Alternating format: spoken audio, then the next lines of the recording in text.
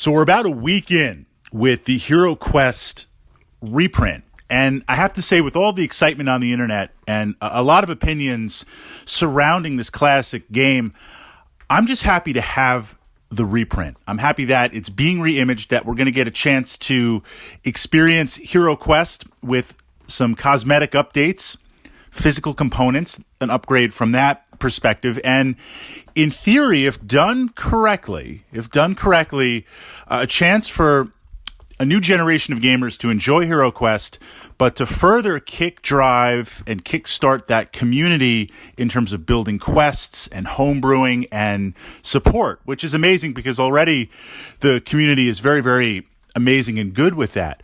I always saw HeroQuest in the same realm as Magic Realm, ironically, in that it's a great game for what it is. It does a lot of interesting things for the time. It's truly a classic.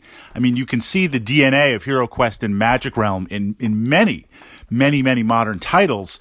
But your alternatives for both of these titles for a long time was buy a used copy ranging in different prices, or literally build your own. And I've seen some amazing HeroQuest rebuilds, both 3D models, 3D molds, but also papercraft on various Facebook groups. Retail was not an option. So I'm excited to have HeroQuest in some form, and I'm hoping that as it continues to do well in retail, that'll open up new possibilities in exploring that world. But jumping in, I was going to say it seems like it's stalled. We're about like at 1.6, 1.7, somewhere around there. And should it be much higher? Now, it's not being done on Kickstarter.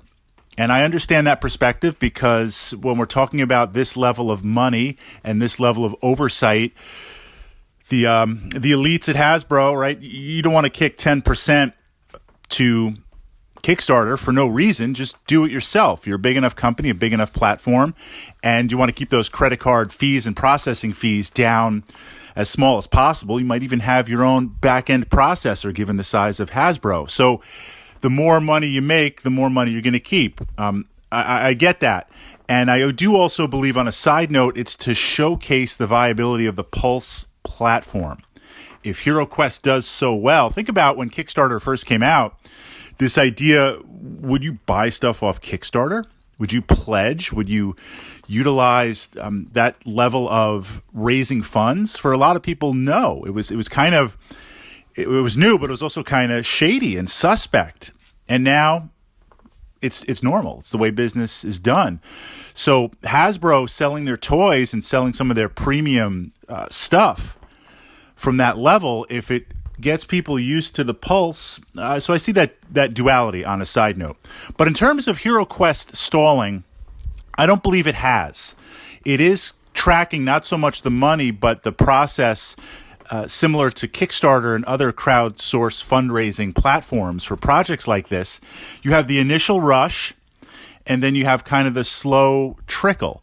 If they were able to open it up, yes, if they were able to open it up outside of Europe, that number would easily be double. I mean, the U.S., North American HeroQuest community is amazing, but apparently, and I kind of knew this, but following up and talking to some friends, in Europe, HeroQuest blows away America. It's almost like they should have reversed it. Figure out whatever you got to do in Europe and then manufacture it and distribute it and do U.S. second.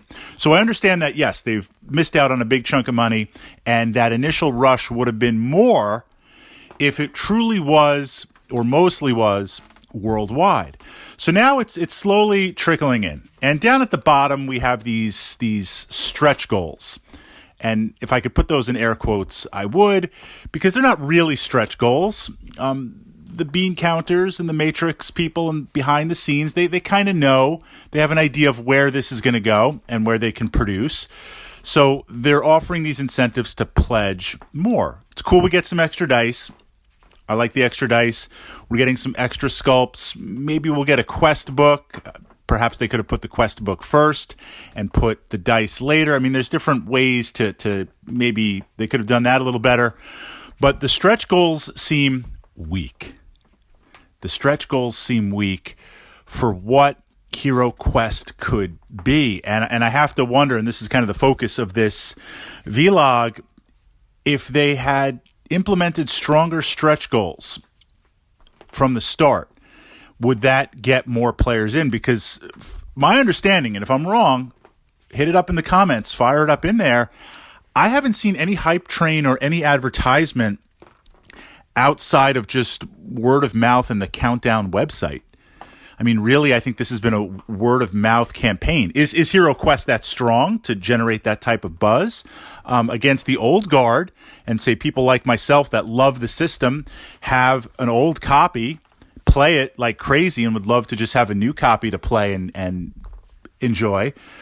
But that doesn't make the big dollars, unless their plan is, of course, to release it to us, have the fans pay for everything up front, interest-free loan and all that, and then make the real money off retail, because everything they're going to produce with our money is then, after delivered, going to go to retail, and that's just all pure profit bank. So maybe that's the plan, to get it out to a new audience. That'll be that phase 2. But I feel like more stretch goals could bring in so much more, and there might be little things. Now, in some of the videos and talking back and forth with the designers, they hinted at some of these stretch goals. They hinted at some additional possibilities unlocking. So maybe they have a couple of things in the virtual back pocket that they're ready to bring out and put those new shiny things on the table to entice as money slows down, or as we move into the end of the month rush. And I do realize, well, what is today? Today is October 1st as of this vlog. We have a month to go. This is kind of an extra long Kickstarter. We have a month to go. So it's not like we're staring down the last week and we're only at 1.7 from that perspective. They've hinted about some additional mummies. They've hinted about maybe some other quests, and they've hinted about kind of adding on the possibility, I believe, of another hero. What we've all been wanting is additional X packs, additional expansions. I can't see any way to bring those in at this point. They wouldn't be stretch goals, because you wouldn't be throwing out something like that with that weight without charging an extra, $15, $25. But you could see this is not really a true stretch goal type thing, because there's no add-ons. You have the base pledge, you have the mythic pledge, that's it. So there's nothing built into the pulse or the mechanism in terms of those mechanics to allow you, okay, you pledged, we're going to charge you, we're going to open up a pledge manager, there's going to be more money you can add, then we'll charge you on that. No, this is like a one and done. Select your levels, we got your card on file, and we're going to charge it when this ends. So I don't see the possibility of rolling out stretch goals to push it out with some additional, season 1, season 2 passes, or this idea of additional quests. I think we'll get maybe a trickle of some more figures, because they're already probably being produced or have been produced, ready in terms of the renders to go to production.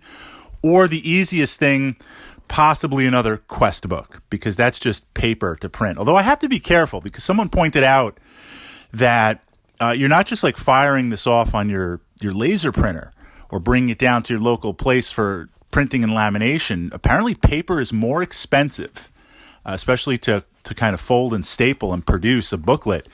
Think about the original HeroQuest booklet. Just to reproduce that's more expensive than plastic, putting out plastic figures. So my thought of a quest book is easy in terms of production. Front end cost, no, because someone has to design it, write it. I mean, you're not really going to test it, let's be honest. But the manufacturing side I thought was easy. Apparently not. Apparently it is more complicated and more expensive than pumping out figures. So my thoughts, your thoughts. I'm hoping we'll see some more mini stretch goals. I'm hoping they'll add a little bit more of content into the box to help push us and move us forward. But I just wonder, again, and I don't think it's stalled, but I just wonder if at this point you're not bringing in the non-US, and at this point all the old guard, all the players like myself and probably you listening to this, if we've all bought into the Kickstarter or the Pulse Starter, whatever we're going to call it, if we've bought into that already, where's the real new blood?